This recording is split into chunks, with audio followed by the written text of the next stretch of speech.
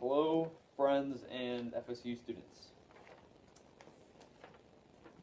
We now live in the age of technology, where all the information we could ever need is right at our fingertips.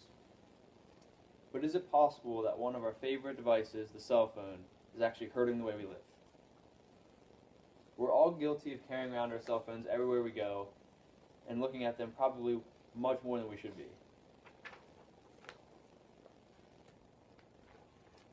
According to health.com, cell phones, due to their intermittent rewards, can be as addictive as slot machines. Depicted in this picture here, it says that cell phones give you small rewards in the form of emails, text messages, or other updates. A phone can become addictive when you're constantly looking for these updates in the way that, kind of like a slot machine, you don't really know when it's coming, but you hope that, or it should be coming sometime, that you're going to win eventually and you're going to get that update or reward. The amount of time we as Americans spend on our phones is hurting our lifestyle, and we need to rethink the way we use these phones. A study recently released by Deloitte found that Americans collectively check their phones upwards of 8 billion times every day. Now, that's over the course of the entire population, but that narrows down to about 46 times a day per person. Can any of you think of anything that you have to check 46 times every day? And if you can, it's probably a chore that you don't want to have to do 46 times.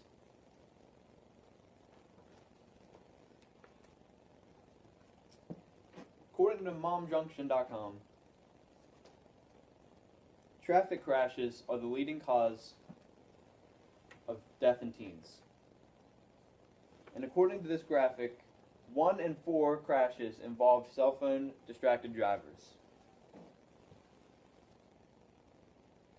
So that number, 25% of all deaths in car accidents are being caused by cell phones.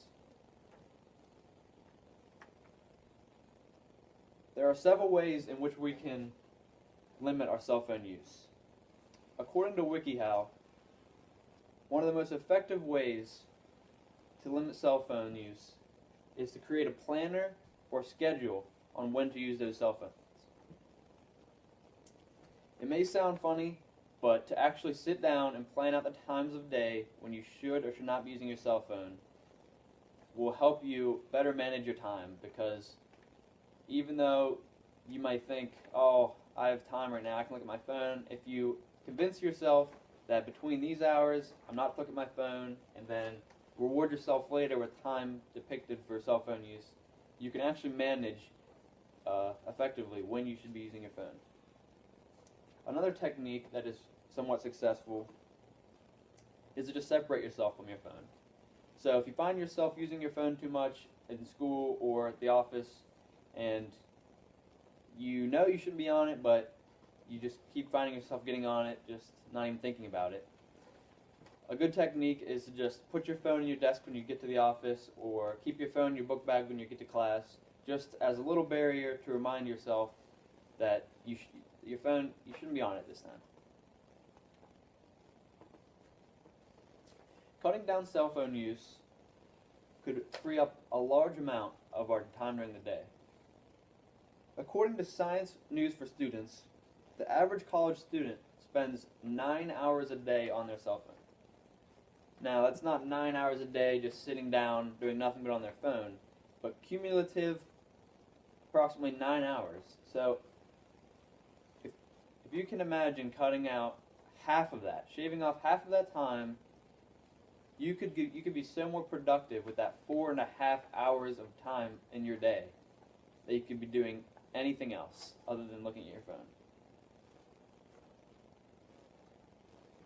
In conclusion, the most effective way to stop our growing addiction of cell phones is to convince ourselves that we need to control these devices and not let these devices control us. I'm not saying that we should just stop using cell phones, but we need to make sure that these devices are helping us every day like they're designed to, rather than hurting us and distracting us and taking our lives because we're too consumed by them. Finally, in this picture here, just a meme about cell phones.